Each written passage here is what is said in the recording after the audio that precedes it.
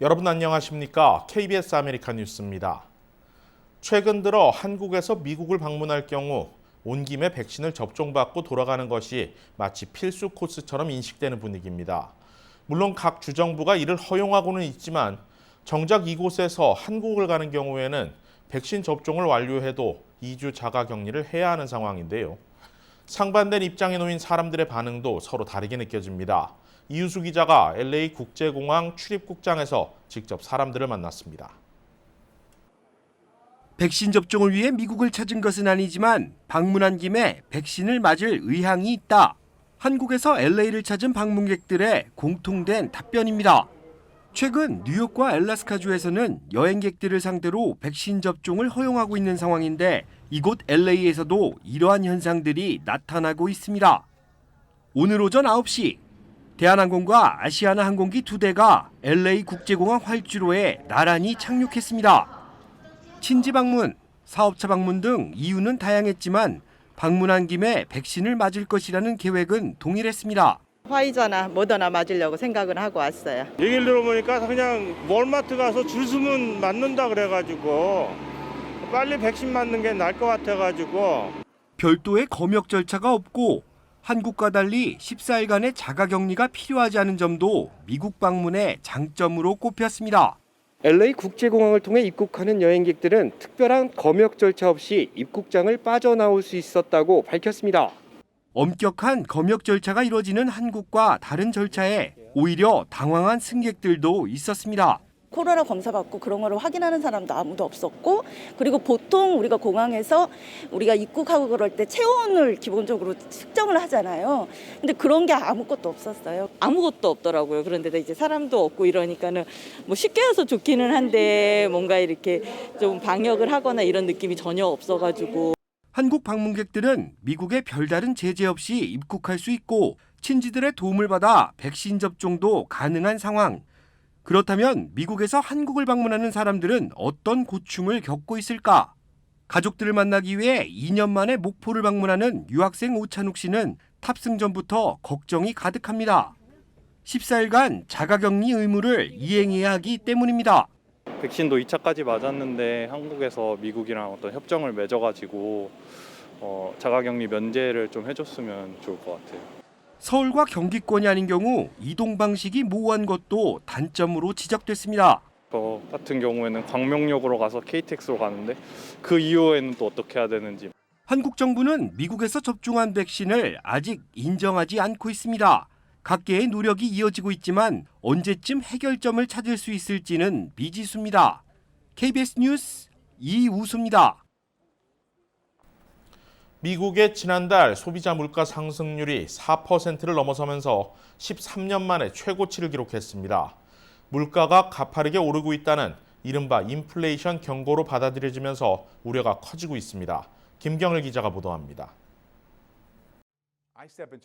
연방노동부는 오늘 지난달 소비자 물가지수가 지난해 대비 4.2% 급등했다고 밝혔습니다. 시장 예측치인 3.6%를 훌쩍 넘겼고 13년 전인 2008년 9월 4.9% 급등 이후 가장 큰 폭의 상승률입니다. 지난달과 비교해 0.8%가 올라 2009년 이후 가장 큰 오름폭을 기록했습니다.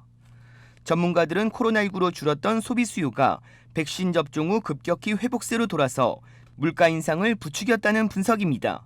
주요 품목별로 살펴봐도 물가 상승이 여러 지표에서 확인되고 있습니다. 최근 급등한 휘발유 가격과 식품을 제외하고도 지난해 대비 3%나 올라 예상치 2.3%를 웃돌았습니다.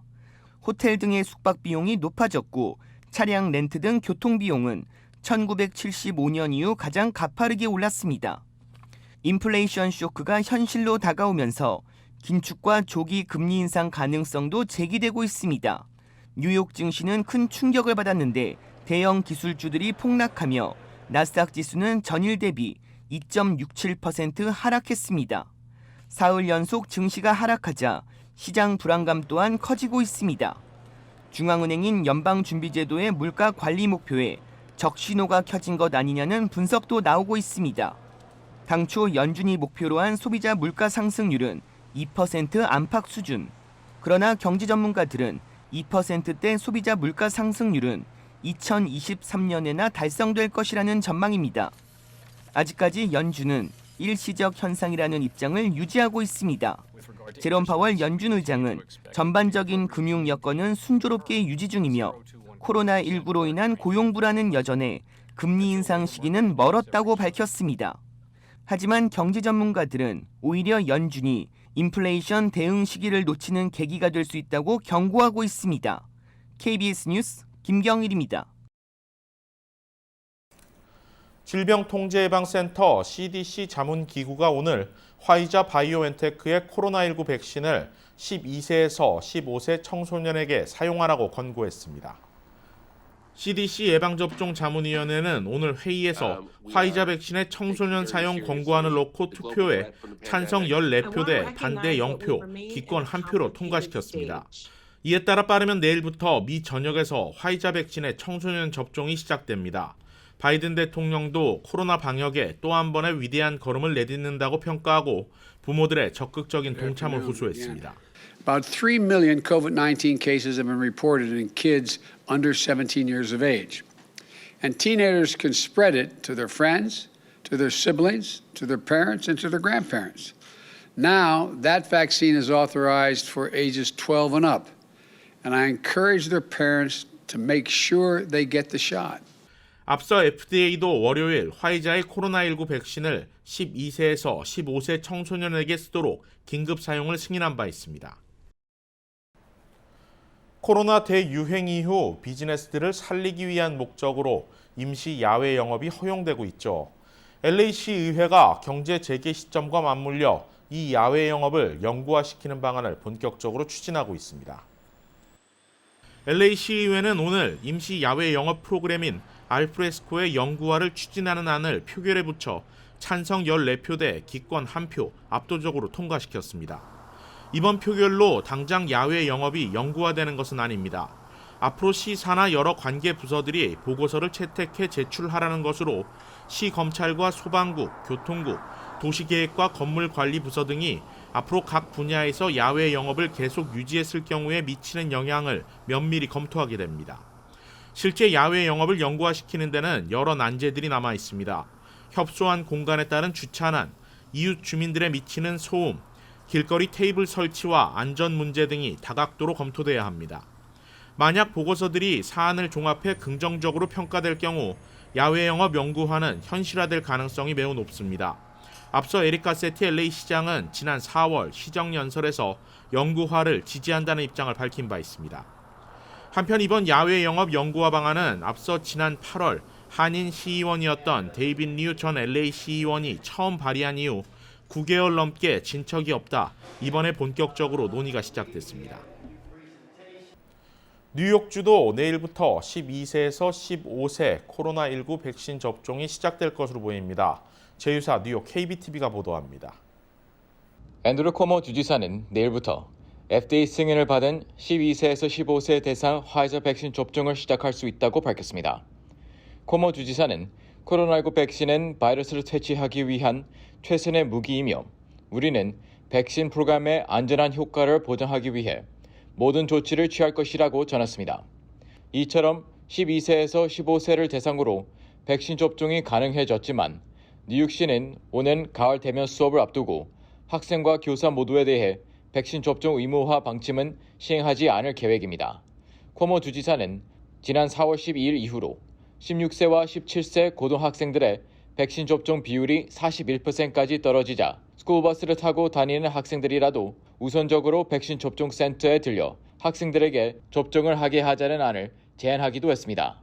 한편 뉴욕주와 시는 백신 접종률이 감소하자 지난 10일 백신 접종자들에게 무료 티켓을 제공하는 등 각종 혜택을 제공하겠다고 밝혔으며 어제는 추가로 2주간 시티바이크를 이용할 수 있는 무료 멤버십을 제공하겠다고 밝혔습니다. 어제 기준 뉴욕주의 완전 백신 접종 인구는 총 788만 5천여 명으로 49.4%의 접종률을 보였으며 최소 1차 접종을 마친 인구는 969만여 명으로 60.4% 접종률을 보였습니다. 뉴욕주의 코로나19 7일 평균 감염률은 36일 연속 감소세를 이어가며 1.34%로 지난해 10월 24일 이후 가장 낮은 수치를 기록했습니다. KBTV 뉴스 이창원입니다. 재외선거에 우편 투표제를 도입하고 투표소 확대를 내용으로 하는 발의안이 한국 국회에 상정됐습니다. 이 발의안이 통과되면 재외동포들의 한국 투표에 대한 불편함을 덜어주고 동시에 재외동포들의 투표율도 올라갈 것으로 보입니다. 박시몬 기자가 보도합니다. 재외선거에 우편 투표제를 도입하는 공직선거법 개정안이 한국 국회에서 발의됐습니다. 국민의힘 재외동포위원장 김석기 의원이 내어놓은 이 발의안은 우편 투표와 함께 재외투표소의 설치를 확대하는 내용을 골자로 하고 있습니다. 재외선거는 그동안 한국 내 선거와 달리 투표소가 멀리 떨어져 있고 임시 공휴일이 지정되지 않는 등 물리적, 시간적 제약이 많아 재외국민들은 소중한 한 표를 행사하기 쉽지 않았습니다. 발의안이 통과되면 현행 최대 3곳까지 설치 가능했던 LA 총영사관의 경우 총 13곳까지 늘어나게 되고 우편 투표를 통해 원거리 유권자들의 참여율도 늘어날 것으로 보입니다. 또 재외공관 관할구역당 투표소 추가 설치 기준을 재외국민 인구 4만에서 2만 명으로 낮추고 최대 2개소까지만 추가로 설치하도록 제한했던 단서 조항을 삭제함으로써 부족했던 투표소의 추가가 가능해질 전망입니다. 이와 함께 우편 투표를 희망하는 재외국민 유권자를 대상으로 선거 인부를 별도로 작성하고 관리해 부정선거를 막겠다는 입장입니다. 실제로 역대 유권자 대비 재외선거 투표율을 살펴보면 2012년 제19대 총선 2.5%, 2012년 18대 대선 7.1%, 2016년 20대 총선 3.2%, 2017년 19대 대선 11.2%, 2020년 21대 총선 1.9%로 저조한 참여율을 보이고 있습니다. 발의안을 올린 김 의원은 이번에 발의한 개정안이 통과돼 215만 재외국민 유권자들의 불편이 해소되고 국내 유권자와 마찬가지로 참정권이 충분히 보장되길 기대한다고 밝혔습니다. KBS 뉴스 박시몬입니다. 흑인 조지 플로이드 살해 혐의로 유죄 판결을 받은 전직 경찰관 데릭 쇼빈에 대해 법원이 가중처벌 요인이 있다고 판단했습니다. 미네소타주 헤너핀 카운티 지방법원의 피터 케이힐 판사는 오늘 데릭 쇼빈에 대해 주 검찰이 요구한 5가지 가중처벌 요인 중 4가지를 인정했습니다. 케이힐 판사는 쇼빈이 신뢰와 권위의 경찰 지휘를 남용했고 숨진 플로이드를 잔혹하게 다뤘으며 범행 과정을 어린이들이 지켜봤고 최소한 3명의 가담자와 함께 집단 범행을 저질렀다는 점을 인정했습니다. 케일 판사는 그러나 플로이드가 당초 체포에 저항했다는 점을 들어 그가 특별히 허약한 상태였다는 검찰의 가중처벌 요인은 기각했습니다.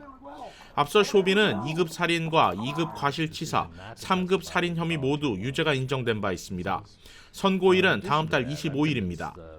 미네소타 주 법률상 최대 형량을 모두 합치면 75년에 달하는데 여러 혐의가 동시에 적용될 때는 가장 심각한 혐의에 대해서만 형량이 내려집니다. 미국 언론들은 법률 전문가들의 말을 인용해 가중처벌 요인을 고려해도 쇼빈에게 30년 이상의 징역형이 내려지지는 않을 것으로 전망했습니다. KBS 아메리칸 뉴스는 시청자들의 의견을 소중히 생각합니다. KBS 아메리칸 뉴스 마칩니다. 고맙습니다.